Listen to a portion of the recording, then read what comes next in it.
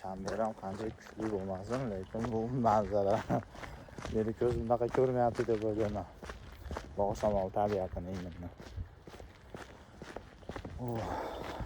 Havosiga gap bo'lishi mumkin emas. Havosi o'ta ham chiroyli. Chiroyli degani qanaqa?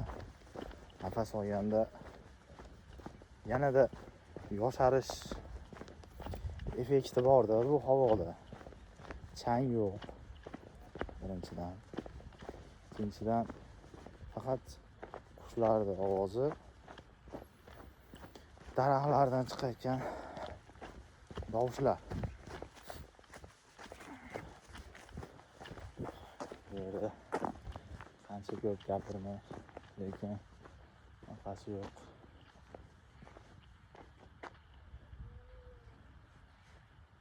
Ta'riflab berishga so'z borligini yetmay qoladimi deymanda. Bu sim nimaga tortgan ekan? O'tmasin deb tortgan.